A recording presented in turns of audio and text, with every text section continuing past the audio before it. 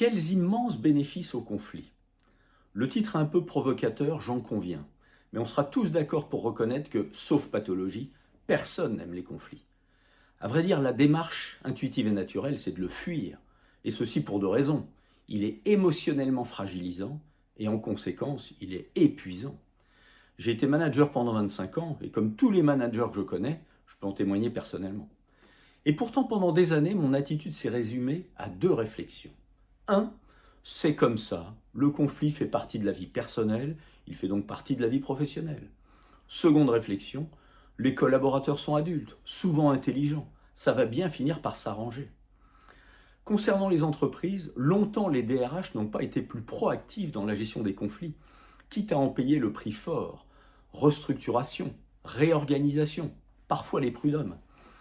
Il a fallu attendre décembre 2019 et la condamnation de Orange pour harcèlement institutionnel pour que les responsables RH portent l'attention qu'elles méritent aux situations de tension et aux risques psychosociaux, qu'il s'agisse de différends entre collaborateurs, entre un manager et un collaborateur, ou au sein même de l'équipe.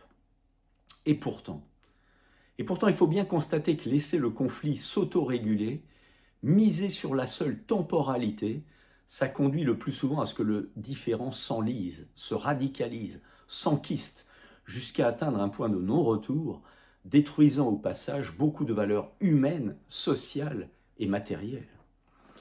Les managers sont pourtant parfaitement avertis des situations sensibles ou des situations et des signaux faibles qui constituent une menace ou un point de vigilance. Une performance qui se dégrade, un absentéisme qui se développe, un turnover plus important, des questionnements et de la perte de sens, des conflits interpersonnels qui deviennent lisibles et visibles, une dynamique collective en berne et des postures qui se radicalisent. Il devient donc évident qu'on aurait tout à gagner à anticiper son règlement. Mais paradoxalement, et comme dans plein d'autres domaines, la culture du préventif n'est que peu développée dans l'entreprise. Même si, en effet, depuis quelques années, dans un contexte toujours plus exigeant, on a formé de plus en plus les acteurs aux enjeux de la qualité de vie au travail et à la gestion des risques psychosociaux. La fameuse QVT-RPS. Et c'est une bonne chose parce que le conflit a un coût. Un coût économique d'abord. Bruno Défunt, professeur de sciences économiques de l'université Paris II Panthéon-Assas, spécialiste de l'économie de l'amiable, estime que le coût des conflits, toutes organisations confondues, peut représenter en France jusqu'à 1,2% de la valeur ajoutée nationale, ce qui fait quand même entre 1 et 2 milliards d'euros par an. Sur un terrain plus opérationnel, Martine Sépiété, fondatrice de la démarche de médiation à la SNCF, a mesuré que la gestion des différends et des conflits peut représenter jusqu'à 30% du temps d'un manager. Un coût humain ensuite, bien évidemment des conséquences en matière de santé. Un coût émotionnel enfin, tant les acteurs dépensent une grande énergie à devoir faire face, développer une stratégie de fuite et parfois affronter durablement les tiers auxquels ils sont confrontés. Développer une culture du préventif devient donc une nécessité.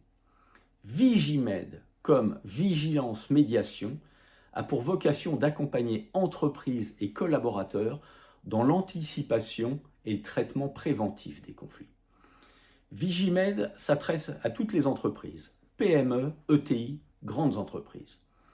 La démarche proposée intègre 4 étapes clés adaptées à chaque organisation. Première étape, conflit n'est pas un gros mot.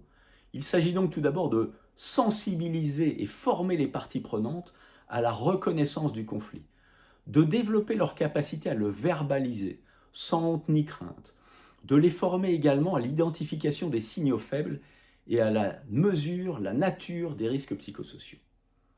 Deuxième étape, définir un processus de remontée des alertes et de déclenchement d'une démarche préventive en mobilisant les acteurs concernés dès les premiers signaux. À ce moment-là, ils sont beaucoup plus faciles à réunir. Troisième étape, proposer ensuite les actions pertinentes qui peuvent être engagées en fonction de chaque situation rencontrée. Médiation, travail autour des sujets de fond, organisation et processus.